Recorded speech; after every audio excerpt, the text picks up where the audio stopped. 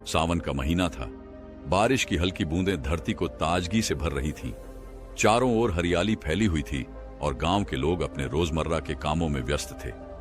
इस मौसम में गौतम बुद्ध अपने शिष्यों के साथ पास के एक गांव में प्रवास कर रहे थे। बुद्ध हर दिन सुबह सुबह गांव के चौराहे पर बैठते और वहां आने वाले लोगों को जीवन की गहरी शिक्षाएं देते। उनके शब्द जैसे जल की शीतल धारा लोगों के मन को शांत कर देते थे। गांव में बुद्ध की ख्याति बढ़ती जा रही थी। लोग उनकी शिक्षाओं को सुनने के लिए अपने काम छोड़कर आते।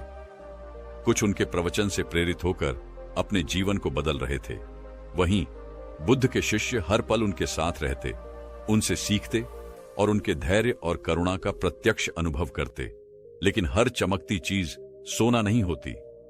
जहां बुद्ध के प्रवचनों की सराहना हो रही थी, वहीं एक ऐसा व्यक्ति भी था जिसे यह सब स्वीकार नहीं था। वह व्यक्ति अत्यधिक अहंकारी था। उसके मन में बुद्ध के लिए ईर्ष्या और क्रोध का सागर उमड़ता था। ये तथागत कौन होते हैं हमें सिखाने वाले? उसने खुद से कहा। लोग इनके पीछे क्यों भाग रहे हैं? ये बस अपनी मीठी बातों से सबको फंसाना जानते हैं, पर मैं इन्हें बेनकाब करूंगा। उस व्यक्ति का नाम सुबंधु था। गांव में उसका बड़ा नाम था, शायद उसके पैसे और सत्ता के कारण, लेकिन भीतर से वह अकेला था। अपने क्रोध और अहंकार ने उसके रिश्तों को तोड़ दिया था। उसकी पत्नी और बच्चे उससे दूर हो गए थे। उसका गुस्सा उसकी सबसे बड़ी कमजोरी बन चुका था, लेकिन वह इसे स्वीकार करने को तैयार नहीं था। एक सुबह जब गांव के लोग बुद्ध के प्रवचन सुनने के लिए इकट्ठा हो रहे थे, सुबंधु ने यह तय कर लिया कि वह बुद्ध के सामने उनका मान मर्दन करेगा। उसके मन में एक योजना थी। उसने अपने घर से बाहर निकलते हुए अपने मन में कहा, आज मैं इनकी तथाकथित शांति को तोड़कर दिखाऊंगा। देखता हूं ये मेरी बातों का जवाब कैसे देते हैं। गांव का चौराहा लोगों से भर चुका था। हर कोई ध्यान से बुद्ध की बातों को सुन रहा था। बुद्ध कह रहे थे, मनुष्य का सबसे बड़ा शत्रु उसका अपना अहंकार है। जब तक हम इसे पहचानते नहीं, तब तक हम शांति को नहीं पा सकते। सुबंधु ने यह सुनते ही अपनी मुट्ठी भींच ली। उसके चेहरे पर गुस्से की लहर दौड़ गई। वह तेजी से भीड़ को चीरते हुए आगे बढ़ा। उसकी आंखों में क्रोध साफ झलक रहा था। लेकिन बुद्ध, वह शांत बैठे थे, जैसे किसी झील की सतह पर हवा भी न चल रही हो। गांव के चौराहे पर सैकड़ों लोग इकट्ठा हो चुके थे। बुद्ध का उपदेश चल रहा था।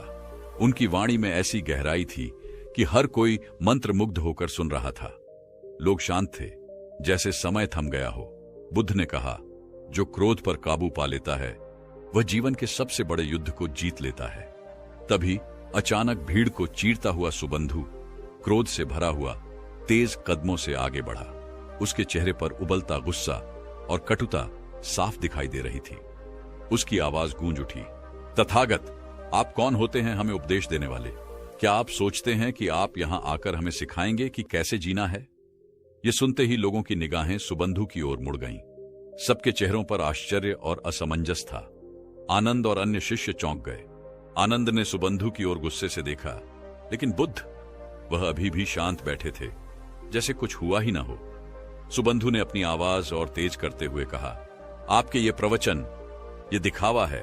आप खुद को महान समझते हैं, लेकिन मुझे आप जैसे साधु बहुत मिले हैं, जो बस शब्दों के जाल में लोगों को फंसाते हैं। आप झूठे हैं।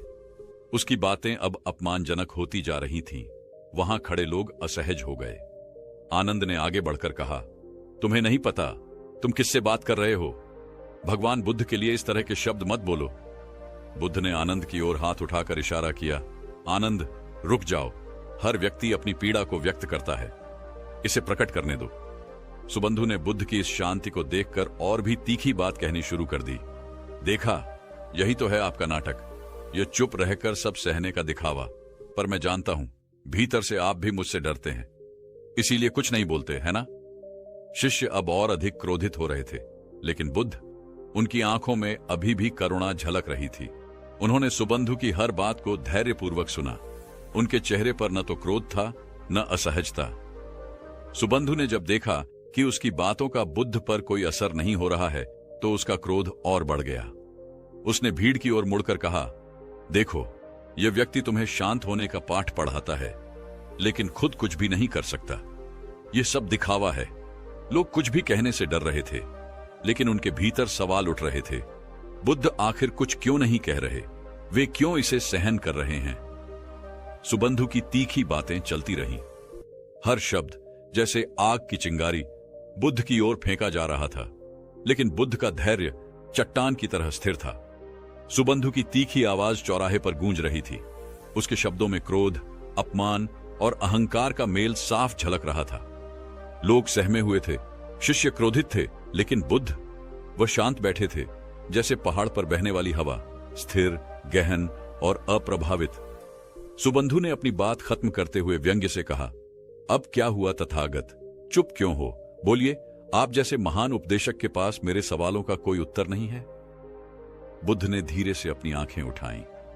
उनके चेहरे पर मुस्कान थी, ऐसी मुस्कान जो किसी के भी मन को शांत कर दे। उन्होंने शांत और सधी हुई आवाज में कहा, भाई, यदि तुमसे एक प्रश्न पूछूं तो क्या तुम उत्तर दोगे? सुबंधु, जो अपने क्रोध के आवेग में था, अचानक ठहर गया।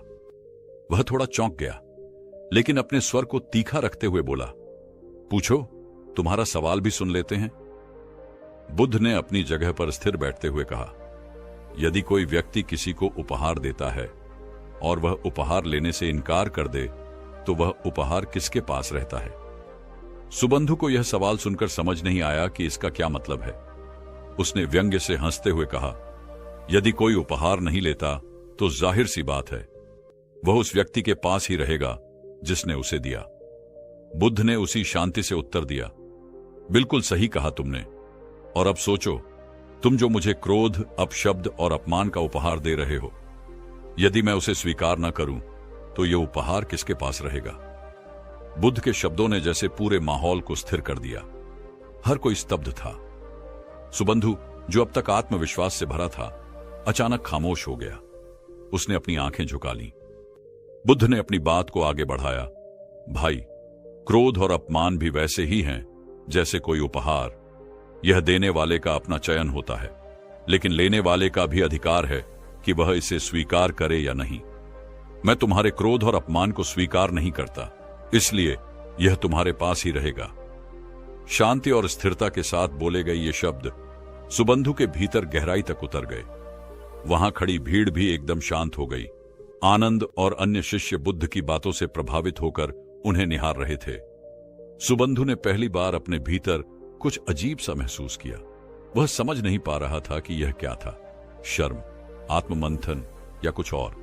लेकिन एक बात स्पष्ट थी, उसके शब्दों का बुद्ध पर कोई प्रभाव नहीं पड़ा था। इसके विपरीत उनके शब्द उसके भीतर एक तूफान पैदा कर चुके थे। सुबह का सूरज अब सिर पर आ चुका था। चौराहे पर पसरी खामोशी टूटने का नाम नहीं ले रही थी। बुद्ध के शब्द अभी भी हवा में गूंज रहे थे।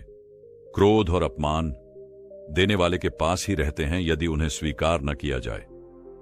सुबंधु वहां खड़ा था, लेकिन उसकी आंखों में अब वह क्रोध नहीं था। वह चुपचाप सिर झुकाए वापस चला गया। भीड़ में सन्नाटा था, मानो सबने कोई अद्भुत चमत्कार देख लिया हो। जैसे जैसे लोग वहां से लौटने लगे, बुद्ध के शिष्य आनंद के मन में सवालों का तूफान उठने लगा। वह खुद को रोक नहीं पाया और बुद्ध के पास आकर बोला, भगवान, मैं समझ नहीं पा रहा हूं।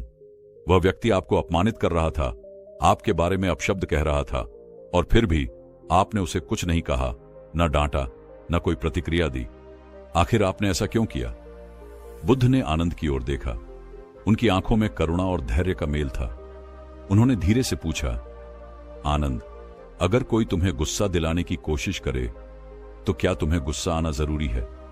आनंद ने थोड़ी झिझक के साथ उत्तर दिया, भगवान, गुस्सा तो स्वाभाविक है जब कोई अपमान करे या भला बुरा कहे, लेकिन आपने कैसे यह सब सह लिया? मैं तो उस व्यक्ति पर क्रोधित हो गया था। बुद्ध मुस्कुराए। उन्होंने आनंद को अपने पास बैठने का संकेत दिया। आनंद, बुद्ध ने कहा, गुस्सा स्वाभाविक नहीं है, यह एक प्रतिक्रिया है, और हर प्रतिक्रिया हमारे अपने मन का चयन होती है। अगर मैं सुबंधु की बातों पर गुस्सा करता तो मैं उसकी तरह हो जाता। क्या मैं चाहता हूं कि मेरा मन उसके गुस्से से प्रभावित हो जाए? आनंद ने ध्यान से सुना, लेकिन उसकी जिज्ञासा कम नहीं हुई। उसने फिर पूछा, लेकिन भगवान, क्या आपको दुख नहीं हुआ? वह व्यक्ति आपकी निंदा कर रहा था। क्या आप उस अपमान को महसूस नहीं कर सके? बुद्ध ने एक गहरी सांस ली और मुस्कुराते हुए बोले, आनंद, अपमान तब तक नहीं पहुंचता जब तक हम उसे अपने भीतर जगह न दें। अगर कोई व्यक्ति आग लेकर आए और हम उसे ईंधन न दें, तो क्या वह आग जल पाएगी? मैं तो केवल करुणा का अभ्यास करता हूं, और करुणा का अर्थ है दूसरों की पीड़ा को समझना। सुबंधु के शब्दों में उसकी पीड़ा झलक रही थी। वह अपने भीतर के संघर्ष से लड़ रहा था, तो फिर मैं क्यों उसका गुस्सा अपने अंदर प्रवेश करने दूं? आनंद का चेहरा सोच में डूब गया। उसने गहरी सांस लेते हुए कहा, तो क्या इसका मतलब यह है कि हमें हर अपमान और निंदा को बस सहन करना चाहिए भगवान? बुद्ध की मुस्कान गहरी हो गई। उन्होंने आनंद की आंखों में देखा और बोले, आनंद, सहन करना भी एक कला है, लेकिन उसका उद्देश्य केवल सहना नहीं है। यह हमें भीतर से मजबूत बनाता है, और जब हमारा मन स्थिर और शांत होता है, तभी हम दूसरों को समझ सकते हैं। आज तुमने देखा कि सुबंधु ने मुझे जितना क्रोधित करने की कोशिश की, मैं उतना ही शांत रहा। क्या तुम जानते हो क्यों? आनंद ने उत्तर में केवल सिर हिलाया।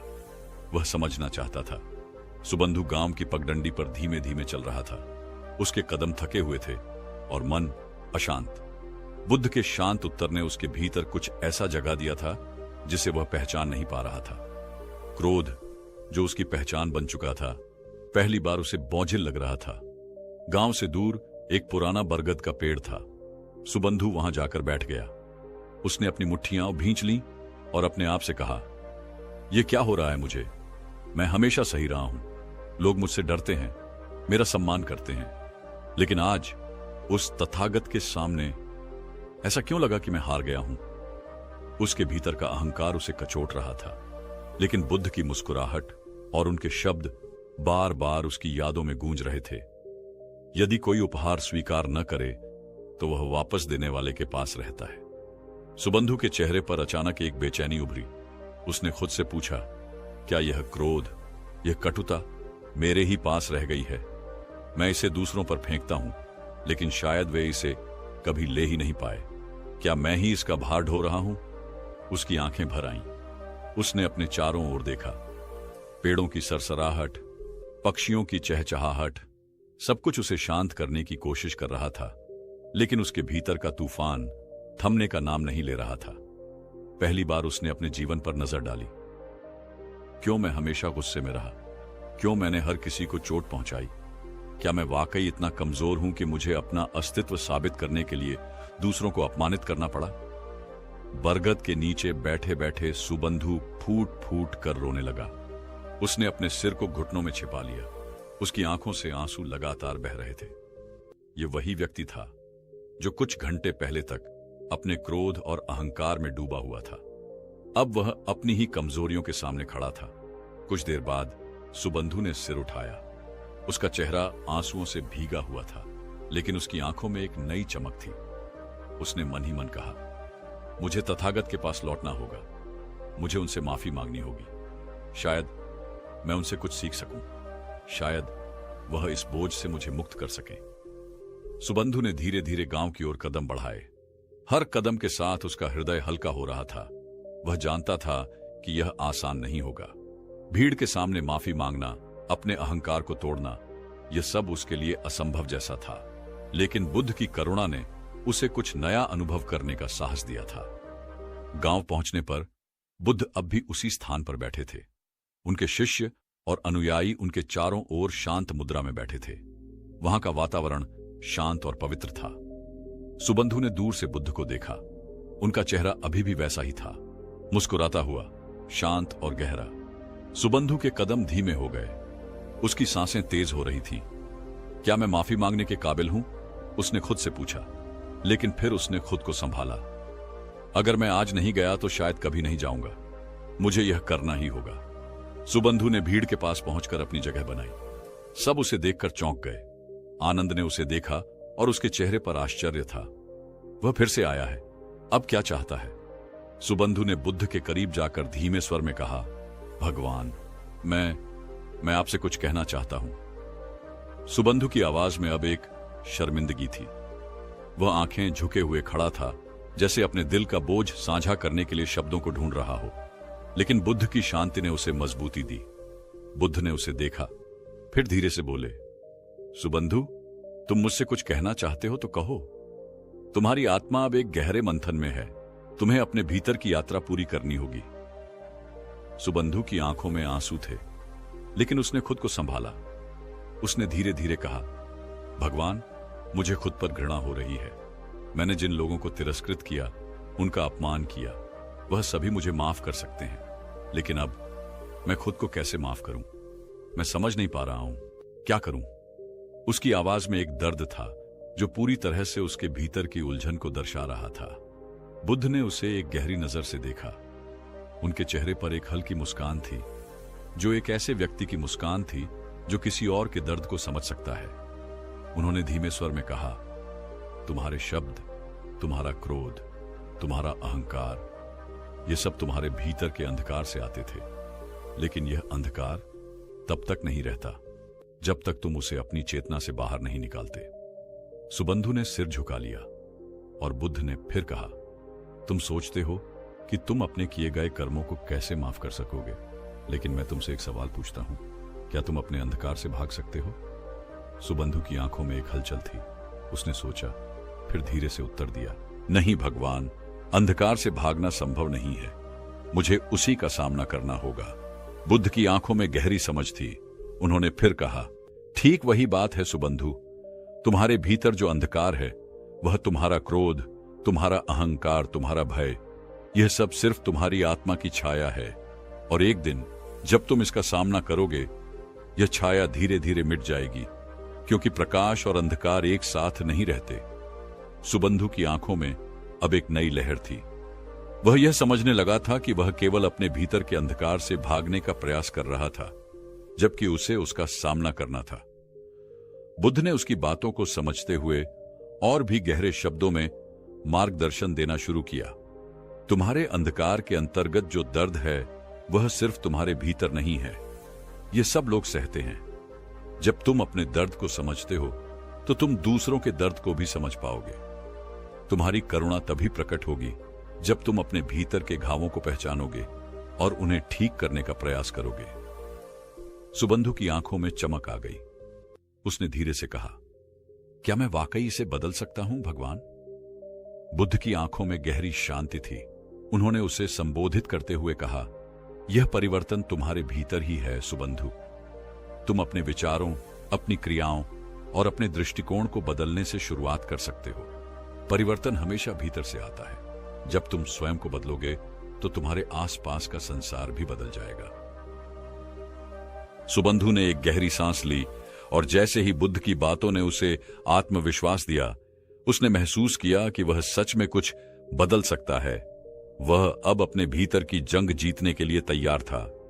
सुबंधु ने बुद्ध की उपदेशों को अपने दिल में पूरी तरह से उतार लिया था। वह यह समझ चुका था कि उसका असली शत्रु बाहर नहीं, बल्कि उसके भीतर था। उसका अहंकार, उसका क्रोध और उसकी नफरत। बुद्ध के मार्गदर्शन ने उसे आत्म मंथन के लिए प्रेरित किया था, और अब वह अपने जीवन में एक नई शुरुआत करने के लिए तैयार था। कुछ दिनों तक सुबंधु ने अपनी दिनचर्या को पूरी तरह से बदल दिया था। वह पहले की तरह गुस्से में नहीं आता था। अपने भीतर की अशांति और घृणा को वह अब शांति और सहानुभूति से बदलने की कोशिश कर रहा था। एक दिन जब सुबंधु गांव के बाजार से गुजर रहा था, उसे एक छोटा बच्चा दिखा जो एक टूटे हुए बर्तन के साथ बैठा था। बच्चा घबराया हुआ था, उसकी आंखों में डर था। सुबंधु ने उसके पास जाकर पूछा, क्या हुआ? तुम डर क्यों रहे हो? बच्चे ने कांपते हुए कहा, मुझे बर्तन को ठीक करना था, लेकिन मैं इसे और भी तोड़ बैठा। अब मुझे डर है कि लोग मुझे डांटेंगे। सुबंधु ने बच्चे की आंखों में देखा, और उसे पहली बार महसूस हुआ कि यह बच्चा उस दर्द का सामना कर रहा था जो कभी वह खुद महसूस करता था। वह बच्चा भी अपमानित होने और अपने की गए गलतियों के लिए डर रहा था, ठीक जैसे सुबंधु कभी अपनी क्रोध की वजह से डरता था। सुबंधु ने धीरे से बच्चे को अपने पास खींचा और कहा, देखो, हर कोई कभी न कभी गलती करता है। यह बर्तन टूटना कोई बड़ी बात नहीं है। असली बात यह है कि हम अपनी गलती से क्या सीखते हैं। यह सुनकर बच्चा थोड़ा शांत हुआ, और सुबंधु के शब्दों ने उसे कुछ आश्वस्त किया। सुबंधु की आवाज में वह सच्ची करुणा थी जो बुद्ध के उपदेशों का परिणाम थी। सुबंधु के भीतर एक अद्भुत बदलाव आ चुका था। पहले वह किसी की कमजोरी का मजाक उड़ाता था, लेकिन अब वह दूसरों के दर्द को समझने लगा था। वह किसी के प्रति क्रोध नहीं रखता था, बल्कि अब वह हर व्यक्ति में करुणा और समझ देखने लगा था। वह धीरे धीरे बदलता जा रहा था। अब वह एक नई सोच के साथ हर स्थिति का सामना करने लगा था। अब उसे खुद से नफरत नहीं थी, बल्कि वह खुद को स्वीकार करने और सुधारने की कोशिश कर रहा था। कुछ दिन बाद गांव में एक और घटना घटी। गांव के एक बुजुर्ग व्यक्ति को कोई समस्या हो गई थी और कुछ लोग उसकी मदद करने के बजाय उसे हिकारत की नजरों से देख रहे थे। सुबंधु ने यह देखा और बिना किसी संकोच के उस बुजुर्ग के पास गया। उसने उनकी मदद की और सभी को दिखा दिया कि कैसे एक व्यक्ति का हृदय बड़ा हो सकता है अगर वह खुद को समझे और दूसरों की मदद करने का अवसर दे। गांव के लोग अब सुबंधु को एक नए रूप में देख रहे थे। वह वही व्यक्ति था जो कभी गुस्से और घृणा से भरा हुआ था, लेकिन अब वह करुणा और शांति का प्रतीक बन चुका था। सुबंधु को अब यह एहसास हो चुका था कि असली ताकत अपने भीतर के अंधकार से बाहर निकलने में है। उसका परिवर्तन धीरे धीरे गांव में न केवल उसकी जिंदगी में, बल्कि दूसरों की जिंदगी में भी बदलाव ला रहा था। वह अब पूरी तरह से बुद्ध के उपदेशों पर चलने के लिए तैयार था। उसने अपने अहंकार को छोड़ दिया था और उसकी आंखों में एक नई जोश और सुकून था। वह दिन सुबंधु के जीवन का एक महत्वपूर्ण मोड़ था। अब वह बदल चुका था। उसे अपने भीतर की शक्ति का एहसास हो चुका था। वह जानता था कि शांति केवल बाहरी परिस्थितियों से नहीं आती। वह जानता था कि शांति केवल बाहरी परिस्थितियों से नहीं आती, बल्कि यह हमारी आंतरिक स्थिति से उत्पन्न होती है। बुद्ध की शिक्षा ने उसे यह समझाया था कि अगर हम अपने भीतर के क्रोध और नफरत को त्याग दें, तो हम जीवन में वास्तविक सुख और शांति पा सकते हैं। एक दिन बुद्ध ने सुबंधु को अपने पास बुलाया। यह वही दिन था जब सुबंधु ने अपनी पूरी यात्रा के बारे में बुद्ध से बातचीत करने का निर्णय लिया था। उसने सिर झुका लिया और धीरे से कहा, भगवान, मैं जानता हूं कि मैंने जो किया वह गलत था, लेकिन अब मैं खुद को ठीक करना चाहता हूं। मैंने महसूस किया है कि हमारे भीतर की शांति ही हमें बाहरी दुनिया से जोड़े रखती है, लेकिन मैं जानता हूं यह आसान नहीं होगा। क्या आप मुझे और मार्गदर्शन देंगे? बुद्ध ने उसे मुस्कुराते हुए देखा और अपनी आंखों में गहरी करुणा के साथ उत्तर दिया, सुबंधु, तुम्हारे दिल में अब एक नई समझ और बदलाव है। यह तुम्हारा सबसे बड़ा कदम है, लेकिन ध्यान रखना, जीवन में सबसे बड़ा परिवर्तन अपने भीतर होता है। जब तुम अपने मन को शुद्ध करोगे, तब तुम्हारा हर कार्य और विचार भी शुद्ध होगा। यही तुम्हारा जीवन का संदेश है। आंतरिक शांति ही बाहरी दुनिया को बदलने का पहला कदम है। सुबंधु ने ध्यान से बुद्ध की बातों को सुना और उनके शब्दों का गहरा असर महसूस किया। वह समझ चुका था कि जीवन में शांति और सुख पाने के लिए उसे अपने भीतर की हलचल को शांत करना होगा। कुछ दिन बाद गांव में एक गंभीर संकट उत्पन्न हुआ। एक बड़ी बारिश ने फसल को नष्ट कर दिया था और किसान और उनके परिवार बुरी तरह प्रभावित हुए थे। गांव में बहुत घबराहट थी। लोग एक दूसरे पर आरोप लगा रहे थे।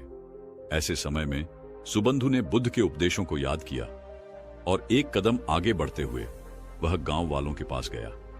उसने उन्हें समझाया, देखो, हम सबके जीवन में दुख आते हैं, लेकिन यदि हम एक दूसरे का साथ नहीं देंगे तो हम कभी भी इस दुख से बाहर नहीं निकल पाएंगे। हमें अपने भीतर की नफरत और गुस्से को छोड़कर एकजुट होकर इस संकट का सामना करना चाहिए। सुबंधु की बातें गांव के लोगों के दिलों को छू गईं। उसने पहले की तरह गुस्से और हिंसा का सहारा नहीं लिया, बल्कि वह शांति और सहयोग की बात कर रहा था। धीरे धीरे लोग उसकी बातों को समझने लगे और एकजुट हो गए। वे मिलकर किसानों की मदद करने के लिए जुट गए और सब मिलकर काम करने लगे। सुबंधु का परिवर्तन अब गांव में साफ दिखाई दे रहा था। उसने पहले की तरह लोगों को दोष देने और नफरत करने के बजाय उन्हें प्रेम और सहायता का मार्ग दिखाया था। गांव में अब एक नई उम्मीद और साहस का संचार हो चुका था। बुद्ध ने सुबंधु की ओर देखा और कहा, यह तुम्हारा सबसे बड़ा उपहार है सुबंधु। तुम्हारे जीवन का संदेश यही है। अंतरात्मा की शांति और करुणा ही हमें जीवन की असली कठिनाइयों से उबार सकती है। सुबंधु ने आंखें बंद की और उसके भीतर एक गहरी शांति महसूस हुई। वह जानता था कि यह यात्रा कभी खत्म नहीं होगी। जीवन हर दिन नए अनुभवों और चुनौतियों के साथ आता है, लेकिन अगर हम अपने भीतर की शांति और प्रेम को बनाए रखते हैं तो हम किसी भी मुश्किल को पार कर सकते हैं। कहानी से हम यह समझ सकते हैं कि जीवन में शांति, करुणा और आत्मनिरीक्षण के महत्व को समझना कितना आवश्यक है। गौतम बुद्ध ने हमें यह सिखाया कि क्रोध, अहंकार और घृणा केवल हमारे भीतर के शत्रु होते हैं, और केवल जब हम अपने दिल और मन को शुद्ध करते हैं तभी हम सच्ची शांति और खुशी पा सकते हैं। सुबंधु का परिवर्तन यह सिद्ध करता है कि अगर हम अपने विचारों और भावनाओं को नियंत्रित करने में सफल होते हैं तो न केवल हमारा जीवन बदलता है, बल्कि हम अपने आसपास के लोगों की जिंदगी को भी बेहतर बना सकते हैं। यही असली सफलता है, अपने भीतर की शांति को पाकर दुनिया में सकारात्मक बदलाव लाना। ये कहानी हमें यह भी सिखाती है कि हर किसी के भीतर आत्मनिर्माण की क्षमता है और सही मार्गदर्शन से हम अपने जीवन को पूरी तरह से बदल सकते हैं। अगर आप भी चाहते हैं कि आपके जीवन में शांति, प्रेम और करुणा का आगमन हो और आप बुद्ध के शिक्षाओं के अनुसार अपनी यात्रा पर आगे बढ़ना चाहते हैं, तो इस चैनल को सब्सक्राइब करना बिल्कुल न भूलें। हमारे चैनल पर हम हमेशा आपके लिए ऐसे प्रेरणादायक और जीवन बदलने वाली कहानियां लाते हैं जो न केवल आपको सोचने पर मजबूर करे, बल्कि आपको अपने जीवन में सुधार करने का हौसला भी दें। तो अगर आपने अभी तक हमारे चैनल को सब्सक्राइब नहीं किया है तो अभी सब्सक्राइब करें और साथ ही बेल आइकन पर क्लिक करें ताकि आपको हमारे वीडियो का तुरंत नोटिफिकेशन मिल सके। हम हर हफ्ते नई नई प्रेरणादायक और सीख देने वाली वीडियो लेकर आते हैं ताकि आप भी एक बेहतर इंसान बन सकें। अगर आपको यह वीडियो पसंद आया हो तो कृपया लाइक और शेयर जरूर करें ताकि यह संदेश और भी लोगों तक पहुंचे। और यदि आपके मन में कोई सवाल या सुझाव हो तो हमें नीचे कमेंट्स में जरूर बताएं। धन्यवाद। हमारे चैनल के साथ जुड़े रहें, क्योंकि यहां हम आपके जीवन को और बेहतर बनाने के लिए हमेशा कुछ नया लेकर आते हैं।